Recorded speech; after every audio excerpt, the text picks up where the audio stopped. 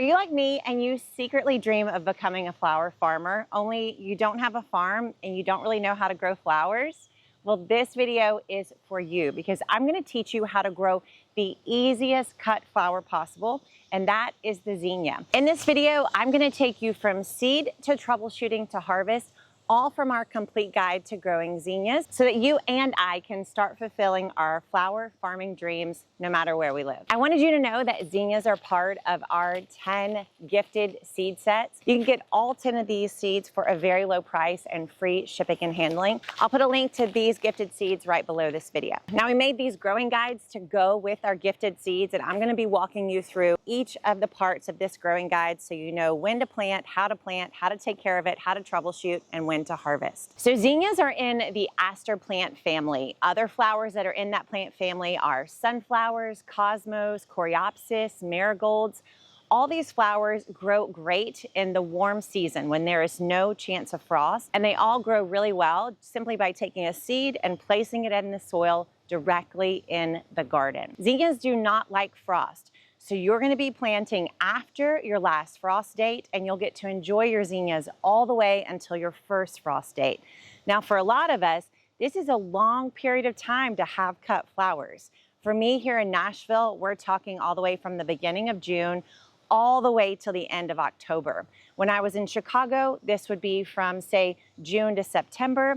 And when I was in Houston, I could have zinnias from April all the way till the following November. As long as you have a frost-free period, zinnias can grow. Zinnias don't just grow for a long time, they also can grow almost anywhere. Zinnias are not picky when it comes to the soil that they grow in. So you don't have to reserve space in your raised bed for zinnias. You can simply plant them in the ground around your garden space. So as soon as your last frost has passed, you want to go out into the garden and plant zinnia seeds directly in the soil, about 4 to 6 inches apart from one another.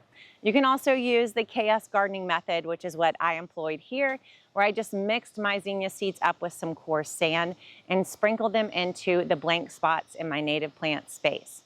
You want to plant these seeds pretty close to the surface. You'll see that these seeds are very thin and not too big, so you don't want to bury too deeply.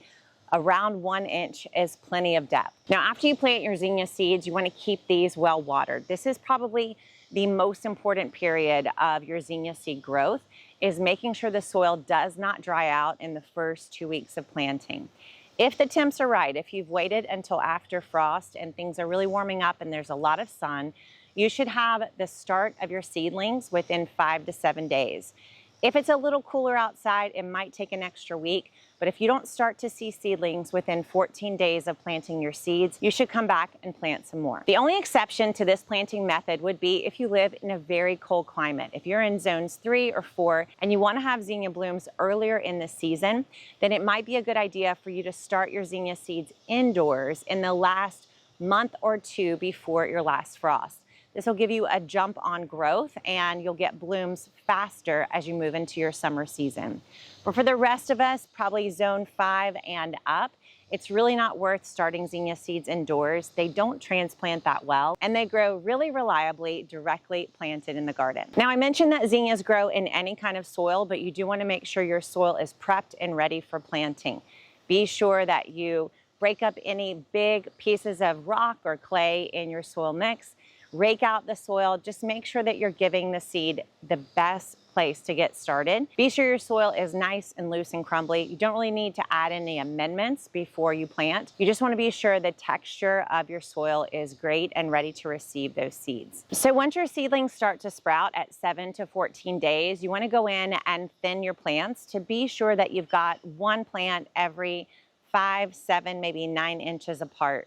I tend to grow my zinnias a little bit closer, but when you do run the risk of having more powdery mildew and some disease and pest problems later on. So go ahead and thin those plants. You can replant the thinnings in other parts of the garden. So go ahead and thin them now to save yourself some headaches later. All right, now let's talk about taking care of your zinnia plants as they begin to grow. For watering, you want to water once or twice a week, and you want to be sure that that water is going directly to the base of the plant and not unnecessarily getting the leaves or the flowers wet. This is gonna cut down on powdery mildew and some of the other common problems that zinnias usually have. Once you put your finger down into the soil to 1 or 2 knuckles, if the soil feels dry, it's time to water. If it's still nice and moist, hold off on the watering. You'll thank me later. When it comes to amendments, the soil really doesn't need much. You could add a little bit of compost when you start to see the first buds produced on your plants. This is gonna give a little boost of phosphorus, which is what helps those plants flower. But again, it's rarely necessary because zinnias really can grow in almost any soil. And the last thing you want to think about when it comes to tending and keeping this plant growing is pinching the plant back. Honestly, this is a piece that I have the hardest time with. But when your plants are about 6 to 12 inches tall, the experts say to cut your plant back right above a leaf node. And what will happen is instead of getting this one really tall plant, you'll end up getting 2 growing stems that give you much more balance on the plant and allow it to support itself.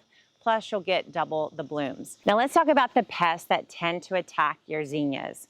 First and foremost are aphids. So if you're experiencing aphids on your zinnias, you can use a homemade tomato leaf spray to deal with the aphids, or you can plant other flowers around your zinnias that welcome in ladybugs so that they do the work for you. You may also see caterpillars on your zinnias, and if that's the case, I highly recommend growing some trap crops around your zinnias. Things in the brassica plant family can deter caterpillars from coming onto your zinnias, giving them some parsley, some dill, other plants that they'd be more attracted to go to other than your zinnias. If you continue to have problems with them, you could spray your plants with a garlic spray, or you can use insecticidal soap. My favorite is Dr. Bronner's. Now, the diseases that zinnias tend to get can all be attributed to either overcrowding or overwatering.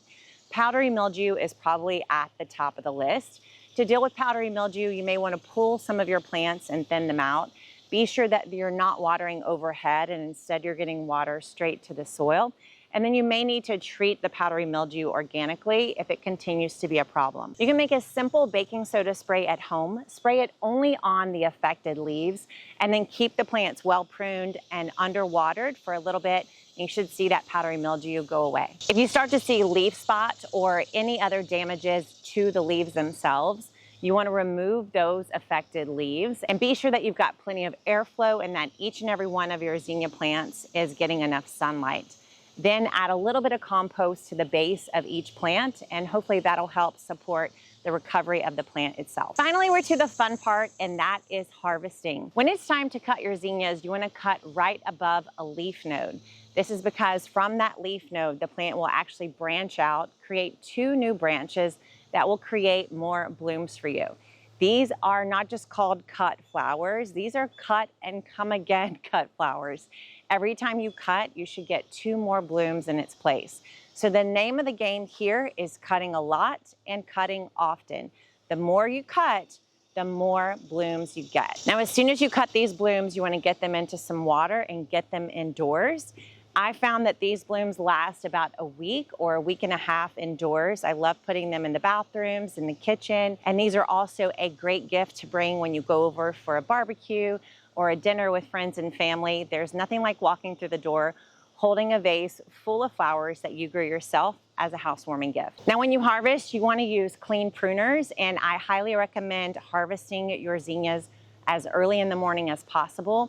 These plants will have recovered from the heat from the previous day. They'll have taken up as much water as possible from the soil, and they're gonna last longest in the vase if you go ahead and pull them early in the morning.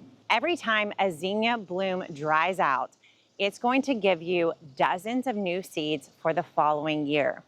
On each and every one of these zinnia blooms are the possibilities of 10, 15, 30 more zinnias next season. Every little petal that you see is actually attached to a seed that it's making right underneath the bud of the flower. And when you let this bloom go all the way to drying out, then you'll be able to pull up each single petal and see a dried seed on the other end. This means that you can buy 1 packet of Zinnia seeds this year, grow a big field of gorgeous cut flowers, and then never buy Zinnia seeds again. You'll have enough for your own flower garden and enough to give away as gifts too. That is what I call garden magic. Now, zinnias are just one of the flowers that I've got growing to surround my raised bed kitchen garden. I call the whole idea a living fence, and I made a whole video to show you how to do it right here.